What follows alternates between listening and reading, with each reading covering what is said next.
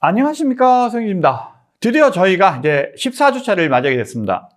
그래서 이번 주차에는 인공지능과 이 장고에 대해서 배울 텐데요. 이번 시간에 이 전문가를 모셔서 인공지능과 이 장고에 대한 관계를 좀 얘기를 듣도록 하겠습니다. 그래서 이번 시간에는 인공지능이 무엇인지 이런 거를 좀 얘기를 할 거고요. 그 다음에 요즘에 인기가 끌고 있는 이 대형 언어 모델, 이 LMM에 대해서 조금 얘기를 하고, 이런 것들을 이제 장고하고 어떻게 사용하는지 이런 것들을 조금 살펴보도록 할 건데요. 먼저 이 수업에 들어가기 전에 우리가 하나의 또 동영상을 한번 볼 텐데요.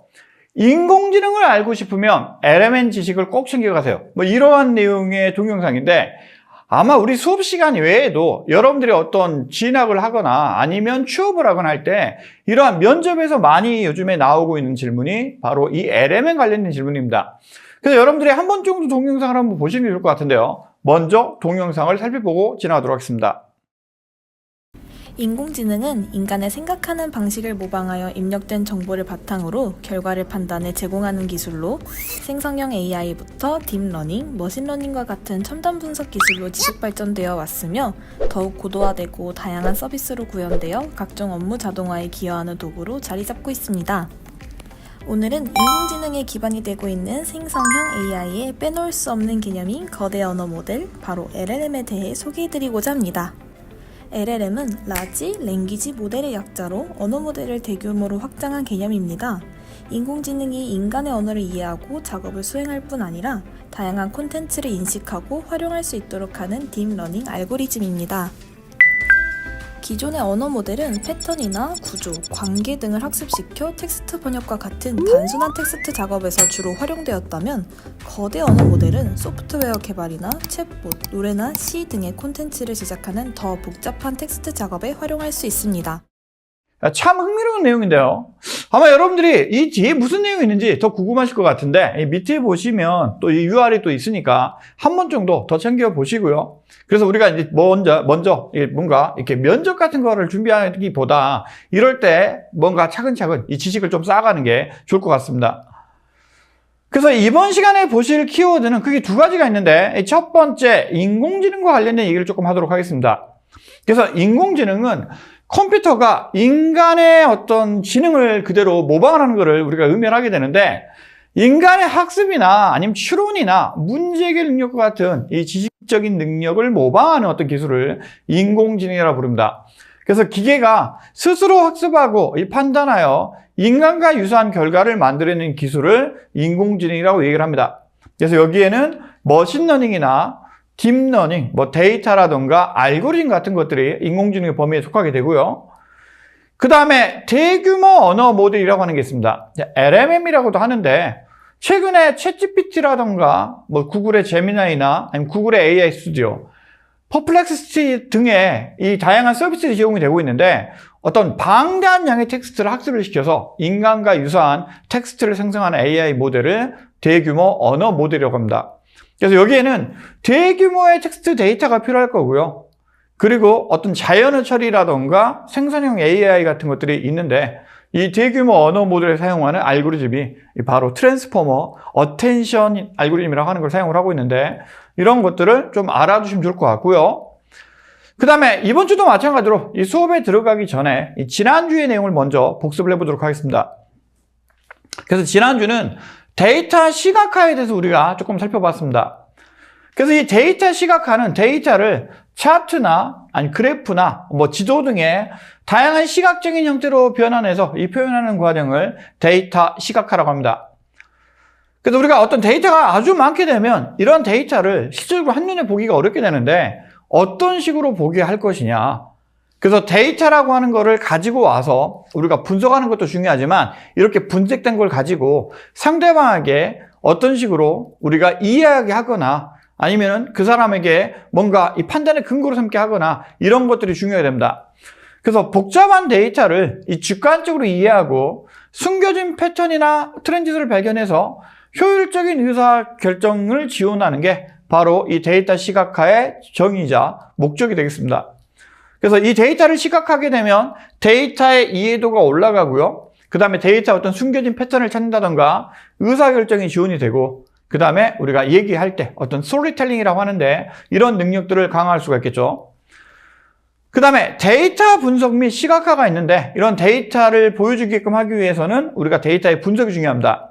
데이터를 분석하기 위해서 데이터를 모으고 그 다음에 여기서 어떤 빠진 데이터라던가 이상치라던가 이런 것들을 전처리하고요.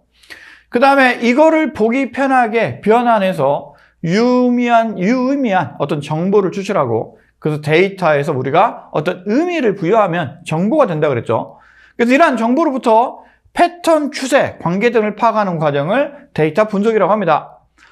그 다음에 데이터 시각화는 이러한 분석 결과를 차트나 그래프나 어떤 지도 등의 시각적인 정보를 표현해서 이해도를 높이고 효율적인 정보를 일단 전달하도록 하는 게 데이터 시각화입니다. 그래서 이러한 데이터 분석 및 시각화는 데이터 기반 의사소통을 지원하고요.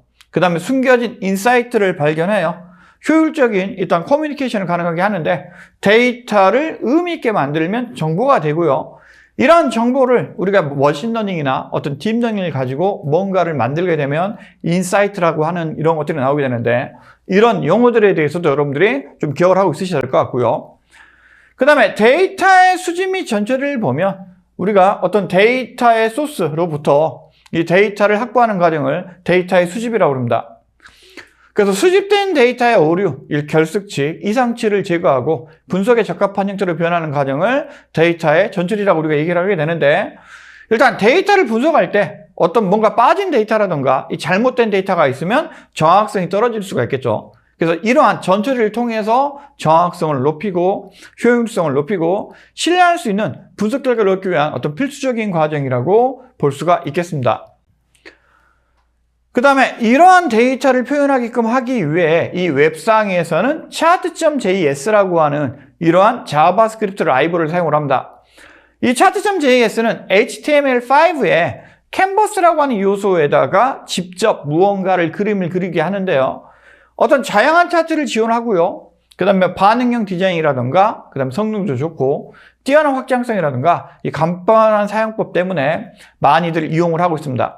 특히 웹 기반에서 데이터를 표시해야 된다. 이러한 경우에 chart.js를 이용할 수가 있게 되는데 이러한 chart.js를 장고에서 이용을 하려고 그러면 우리가 템플릿이나 이런 쪽에서 갖다가 사용을 하면 됩니다. 그 다음에 이 장고의 템플릿에다가 이 chart.js를 이용해서 이 뷰에서 온 데이터를 효율적으로 보여줄 때 이 자바스크립트를 이용해서 표시를 할 수가 있었죠. 그 다음에 이 통계 그래프는 수집된 그래프를 이 시각적으로 표현해서 어떤 데이터의 특징이라던가 분포, 상관관계 등을 명확하게 파악하고 이 분석 결과를 효율적으로 전달하는 데 사용을 합니다.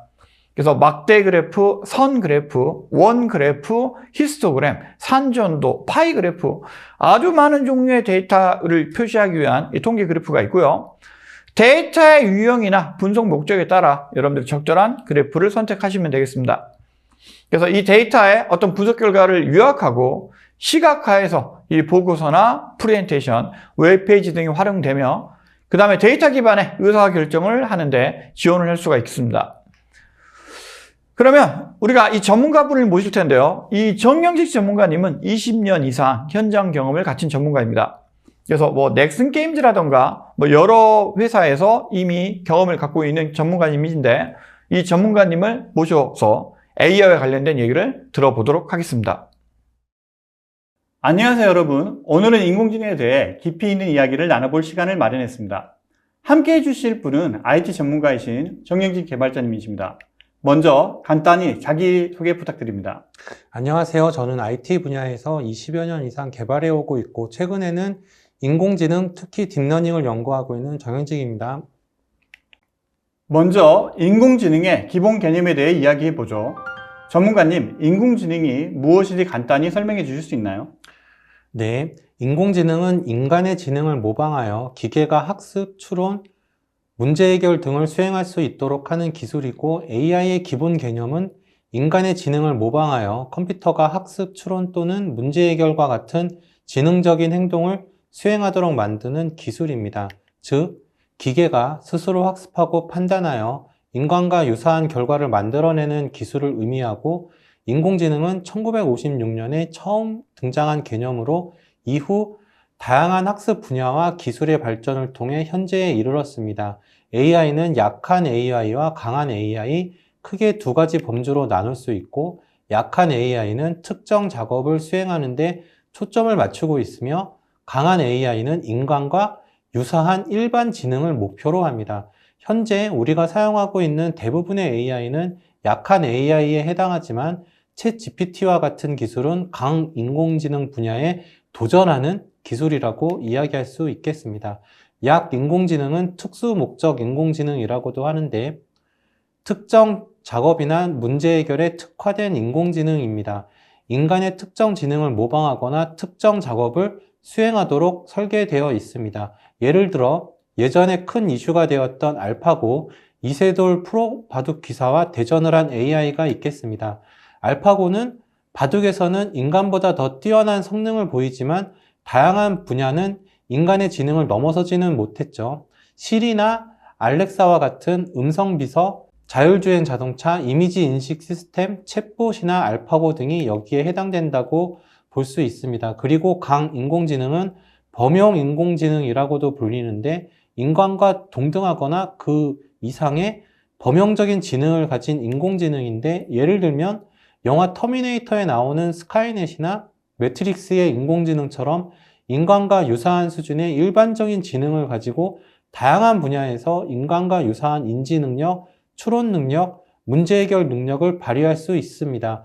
아직 강인공지능은 완성되지 못하였지만 챗GPT와 같은 기술의 출현으로 언젠가는 강인공지능이 현실화될 가능성도 배제할 수 없습니다. 그리고 아주 먼 미래에는 강인공지능을 넘어서 인간의 지능으로도 상상하기 어려운 수준의 지능을 가진 인공지능인 초인공지능으로 발달할 것으로 기대해 볼 수도 있겠죠. 인공지능의 주요 기술에는 어떤 것들이 있나요? 인공지능의 주요 기술에는 머신러닝, 딥러닝, 자연어 처리, 컴퓨터 비전 등이 있습니다. 머신러닝은 데이터를 기반으로 모델을 학습시키는 기술이고 딥러닝은 머신러닝의 한 분야로 인공신경망을 사용하여 복잡한 패턴을 학습합니다. 자연어 처리는 인간의 언어를 이해하고 생성하는 기술이며 컴퓨터 비전은 이미지와 비디오를 분석하는 기술입니다. 인공지능에서 모델이라는 용어가 사용되는데요. 인공지능에서 모델은 무엇을 의미하나요? 인공지능 모델은 컴퓨터 프로그램인데 사람처럼 생각하고 학습할 수 있도록 만들어졌고 인공지능 모델은 미리 정해진 규칙에 따라 작동하는 것이 아니라 데이터를 통해 스스로 학습하고 패턴을 파악합니다. 인공지능 모델은 인간의 지능을 모방하여 데이터를 학습하고 패턴을 발견하며 예측이나 결정을 내리는 컴퓨터 시스템입니다. 마치 사람이 학습을 통해 지식을 쌓고 문제를 해결하는 것처럼 인공지능 모델도 데이터를 통해 학습하고 스스로 능력을 발전시켜 나갑니다. 알고리즘은 데이터를 처리하고 학습하는 방법을 정의하며 데이터는 모델이 학습할 내용을 제공합니다. 엄청나게 많은 데이터를 학습하여 패턴을 찾고 새로운 정보가 들어왔을 때 결과를 예측하거나 판단할 수 있습니다. 예를 들어 수많은 고양이 사진을 보고 학습한 인공지능 모델은 새로운 사진을 보고 고양이인지 아닌지 판단할 수 있겠죠. 이미지 인식 모델은 새로운 이미지를 보고 어떤 물체가 있는지 판단하고 자연어 처리 모델은 주어진 문장을 번역하거나 요약할 수 있습니다. 인공지능의 종류에는 어떤 것들이 있나요? 인공지능은 크게 지도학습, 비지도학습, 강화학습 세 가지로 나눌 수 있고 지도학습은 정답이 지정된 데이터를 사용하여 모델을 학습시키는 방법입니다. 선생님이 정답을 알려주는 것처럼 정답이 있는 데이터를 보고 학습하는 거죠. 데이터에 대한 사전 지식을 통해 정확도가 높은 예측이 필요한 경우에 적합합니다. 예를 들어 고양이 사진과 강아지 사진 구분 등의 이미지 분류, 스팸 메일 필터링, 주택 가격 예측 등이 있는데 스팸 메일 분류 모델은 스팸 메일과 정상 메일의 데이터를 보고 학습합니다. 비지도 학습은 정답이 없는 데이터를 사용하여 모델을 학습시키는 방법입니다. 정답 없이 데이터만 보고 스스로 규칙을 찾아내는 거예요. 모델은 데이터에 숨겨진 패턴이나 구조를 스스로 학습합니다. 데이터에 대한 사전 지식이 부족하거나 데이터에 숨겨진 패턴을 발견하고 싶을 때 적합합니다. 예를 들어 고객 데이터를 보고 비슷한 구매 패턴을 가진 고객끼리 그룹을 만드는 것입니다. 강화학습은 에이전트가 환경과 상호작용하며 보상을 최대화하도록 학습하는 방법입니다. 게임처럼 시행착오를 통해 보상받으며 학습하는 거예요. 에이전트는 시행착오를 통해 최적의 행동 전략을 학습합니다. 예를 들어 게임 AI는 게임을 하면서 점수를 높이는 방법을 배우는 것이죠. 이러한 종류의 인공지능이 각각 어떤 분야에서 사용되고 있나요? 지도학습은 정답이 있는 데이터를 사용하여 모델을 학습시키는 방법이죠. 모델은 입력 데이터와 정답 사이의 관계를 학습하고 새로운 입력 데이터에 대한 정답을 예측합니다. 이러한 것들은 주로 분류와 회귀 문제에 적용되며 의료 분야에서는 질병 진단을 보조하고 금융 분야에서는 사기 탐지, 이미지 인식 분야에서는 얼굴 인식, 자연어 처리 분야에서는 스팸 메일 필터링 등에 사용됩니다. 비지도학습은 정답이 없는 데이터를 사용하여 모델을 학습시키는 방법인데 모델은 데이터에 숨겨진 패턴이나 구조를 스스로 학습합니다. 주로 군집화, 차원 축소, 연관 규칙 학습 등에 적용되며 마케팅 분야에서는 고객 세분화, 추천 시스템 분야에서는 상품 추천, 이상 탐지 분야에서는 비정상 거래 탐지 등에 사용됩니다. 강화학습은 에이전트 환경과 상호작용하면서 보상을 최대화하는 방향으로 학습하는 방식입니다. 에이전트는 시행착오를 통해 최적의 행동 전략을 학습합니다. 주로 의사결정 문제나 제어 문제에 적용되며 게임 AI 분야에서는 알파고, 로봇공학 분야에서는 로봇팔 제어, 자율주행차 분야에서는 경로 설정 등에 사용됩니다. 이러한 발전이 실제로 어떤 분야에 적용되고 있나요? 인공지능은 의료, 금융, 제조, 교육 등 다양한 분야에 적용되고 있습니다. 예를 들어 의료 분야에서는 AI를 활용하여 질병 진단을 보조하고 환자 데이터를 분석하여 개인 맞춤형 치료를 합니다.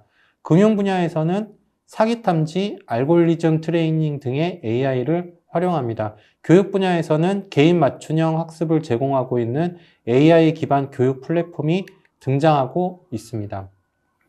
그렇다면 현재 인공지능의 발전 상황은 어떤가요?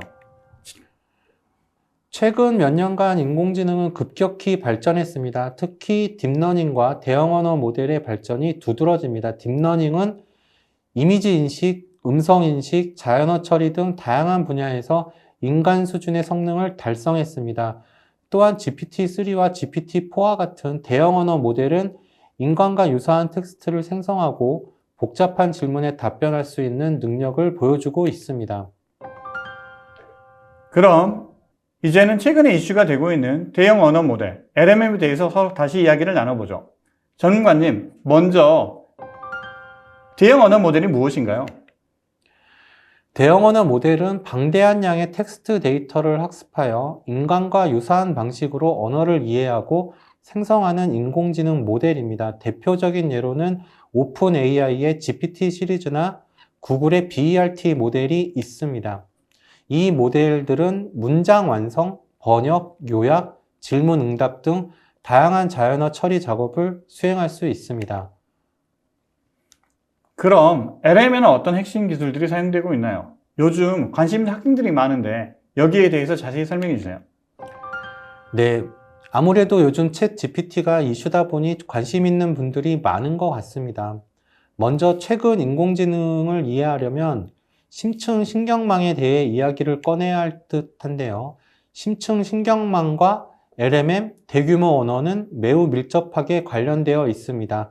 LMM은 심층 신경망의 한 종류이며 특히 트랜스포머 아키텍처를 기반으로 구축됩니다. 심층 신경망은 인간의 뇌 속 신경망을 본떠 만든 인공신경망입니다. 심층이라는 말과 같이 여러 층의 구조로 되어 있는데요. 여러 레이어로 구성되어 있는 복잡한 데이터의 패턴을 학습할 수 있습니다. 각 층의 데이터를 처리하고 특징을 추출하는 역할을 합니다. 데이터를 입력하면 각 층을 거치면서 정보가 처리되고 최종적으로 결과가 출력됩니다. 학습 과정에서 모델은 결과를 실제 정답과 비교하여 오차를 줄이는 방향으로 각 층의 연결 강도를 조절합니다. 예를 들어 보면 이미지 인식 모델은 이미지를 입력받아 여러 층을 거치면서 이미지의 특징을 추출하고 최종적으로 이미지가 어떤 물체인지 확인합니다. LMM은 주로 트랜스포머 아키텍처를 기반으로 합니다. 트랜스포머 아키텍처는 자연어 처리에 혁신을 가져온 인공지능 기술입니다. 트랜스포머는 자연어 처리 분야에서 뛰어난 성능을 보이는 심층 신경망의 한 종류입니다. 트랜스포머는 입력 데이터의 문맥을 이해하고 이를 바탕으로 다음 언어를 예측하는 방식으로 작동합니다. 기존 순환 신경망의 단점을 극복하고 어텐션 메커니즘을 사용하여 문맥을 이해하고 장문의 텍스트를 처리하는 데 뛰어납니다. 이 모델은 수십억 개의 파라미터를 가지고 있으며 방대한 양의 데이터를 학습하고 인간과 유사한 텍스트를 생성할 수 있습니다. 그리고 병렬 처리를 통해 학습 속도를 크게 향상시켰습니다. 최근 대형 언어 모델은 대부분 트랜스포머 아키텍처를 기반으로 합니다. 어텐션 메커니즘은 모델이 입력 데이터의 중요한 부분에 집중하도록 하는 기술입니다. 문장을 처리할 때 각 단어의 중요도를 계산하고 중요한 단어에 더 많은 가중치를 부여합니다. 이를 통해 모델은 문맥을 더 잘 이해하고 장문의 텍스트에서도 핵심 내용을 파악할 수 있습니다. 예를 들어 나는 어제 친구와 공원에서 축구를 했다 라는 문장에서 축구라는 단어를 처리할 때 공원과 친구라는 단어에 더 많은 주의를 기울여 문맥을 파악합니다. 이러한 기술들을 통해 최근에 인공지능 발달이 가속화되고 있습니다. LMM의 주요 특징은 무엇인가요? LMM의 주요 특징은 그 규모와 유연성입니다. 모델의 크기 때문에 복잡한 문맥을 이해하고 다양한 작업을 수행할 수 있습니다. 또한 특정 작업에 대해 미세 조정을 통해 더 높은 성능을 달성할 수도 있습니다. LMM을 활용할 때의 장점은 무엇인가요? LMM을 활용할 때의 가장 큰 장점은 그 유연성과 다양성입니다. 하나의 모델로 다양한 작업을 수행할 수 있으며 사용자가 원하는 대로 커스터마이징이 가능합니다. 또한 인간과 유사한 수준의 텍스트를 생성할 수 있어 사용자 경험을 크게 향상시킬 수 있습니다. 그렇다면 LMM이 실제로 어떤 분야에서 활용되고 있나요? LMM은 다양한 분야에서 활용되고 있습니다. 예를 들어 교육 분야에서는 학생들이 과제를 도와주거나 복잡한 개념을 쉽게 설명해 주는데 사용됩니다. 비즈니스 분야에서는 고객 서비스, 자동화, 마케팅 컨텐츠 생성, 보고서 작성 등에 활용됩니다. 또한 개발자들은 코드 작성과 디버깅을 돕는 도구로 사용하기도 합니다. LMM을 활용한 구체적인 사례는 어떤 것들이 있나요? 고객 지원 포털에 LMM을 통합하여 사용자 질문에 대한 실시간 응답을 제공하는 시스템이 있습니다. 이 시스템은 사용자가 질문을 입력하면 LMM이 적당한 답변을 생성해주는 방식으로 동작합니다. 또 다른 예로는 컨텐츠 관리 시스템에 LMM을 통합하여 블로그 포스트나 기사 작성을 자동화하는 경우도 있습니다. LMM의 마지막으로 LMM 미래에 대해서 이야기해보죠. 앞으로 LMM은 어떤 방향으로 발전할 것 같나요? LMM은 점점 더 정교해지고 다양한 분야에 적용될 것입니다. 예를 들어 의료 분야에서는 환자의 증상을 분석하고 진단을 돕는 역할을 할 수 있고 교육 분야에서는 개인 맞춤형 학습을 제공할 수 있습니다. 또한 멀티모달 모델로 발전하여 텍스트뿐 아니라 이미지, 음성 등 다양한 데이터를 처리할 수 있는 모델도 등장할 것입니다. 이러한 발전이 사회에 미치게 될 영향은 어떻게 될까요?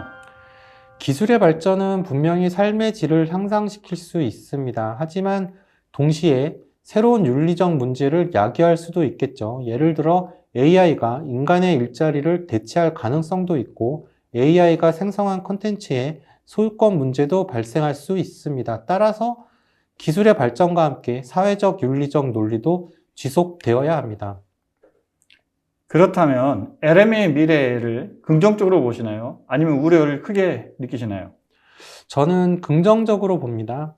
기술의 발전은 항상 새로운 가능성을 열어주기 때문에 물론 문제도 있지만 이를 해결하기 위한 노력도 계속되고 있습니다. 우리가 어떻게 기술을 사용하고 규제하느냐에 따라 그 결과가 달라질 것입니다. 먼저 챗GPT가 무엇인지 설명해 줄 수 있나요? 챗 GPT는 오픈 AI에서 개발한 대형 언어 모델로 방대한 양의 텍스트 데이터를 학습하여 인간과 유사한 방식으로 언어를 이해하고 생성하는 인공지능 모델입니다. 이 모델은 문장 완성, 번역, 요약, 질문 응답 등 다양한 자연어 처리 작업을 수행할 수 있습니다. 그러면 챗GPT의 주요 특징으로는 어떤 것들이 있나요? 챗 GPT는 사용자와의 대화를 통해 정보를 주고받는 다양한 작업을 수행할 수 있는 대화형 인공지능 모델입니다. 인간의 언어를 이해하고 생성하는 능력이 뛰어나 마치 사람과 대화하는 듯한 자연스러운 상호작용이 가능합니다. 질문 답변, 텍스트 요약, 번역, 코드 생성 등 다양한 작업을 수행할 수 있으며 사용자와의 대화를 통해 지속적으로 학습하고 발전합니다. 요즘 챗GPT에 프롬프트 엔지니어라는 용어가 있던데 어떤 의미인가요? 프롬프트 엔지니어링은 대형 언어 모델과 같은 인공지능 모델에게 원하는 결과를 얻기 위해서 효과적인 프롬프트를 설계하고 작성하는 기술입니다.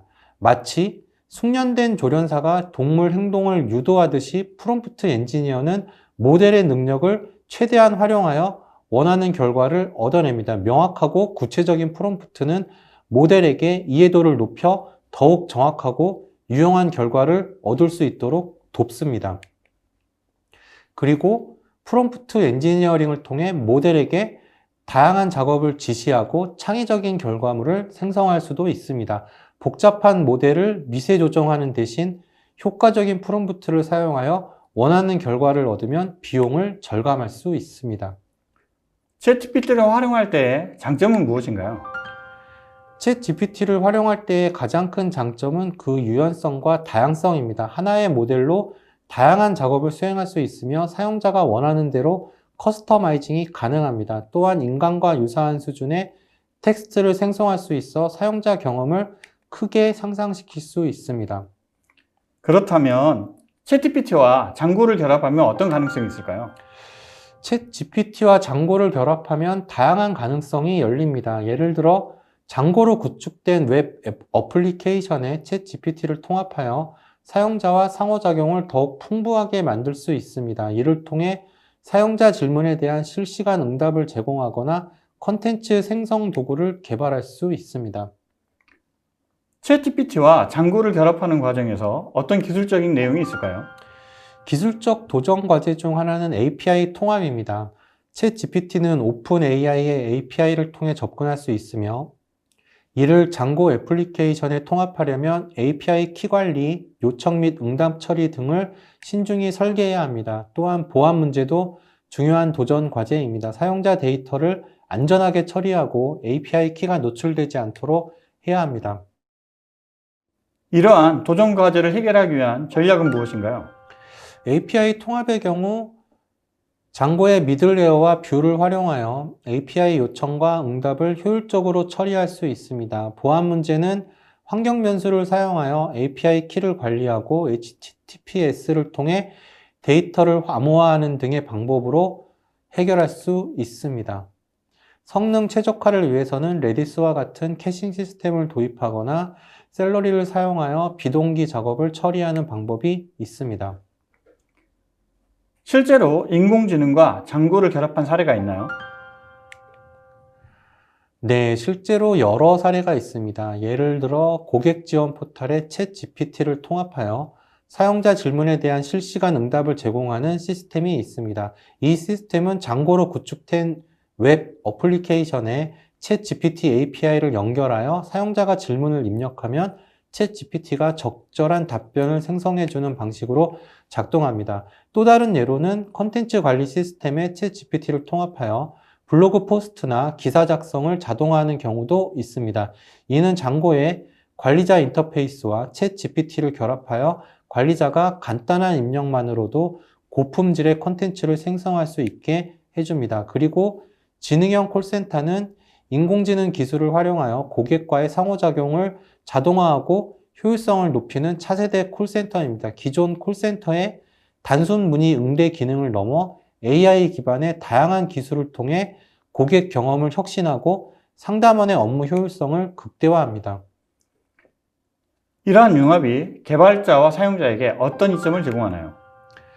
개발자에게는 복잡한 AI 기능을 직접 구현할 필요 없이 AI API를 통해 고급 기능을 쉽게 추가할 수 있습니다. 또한 장고의 강력한 웹 개발 기능과 AI의 지능형 처리 능력을 결합하여 더욱 풍부한 사용자 경험을 제공할 수 있습니다. 사용자에게는 더욱 지능적이고 개인화된 서비스가 제공되어 사용자 경험이 크게 향상될 것입니다. 오늘 정영진 전문가님을 통해 챗GPT의 개요와 활용, 그리고 장고와의 융합 사례에 대해 깊이 있는 이야기를 나눠봤습니다. 기술의 발전은 우리에게 많은 기회를 제공하지만 동시에 새로운 도전을 안겨준다는 것도 다시 한번 상기시키는 시간이었습니다. 전문가님, 감사합니다. 감사합니다.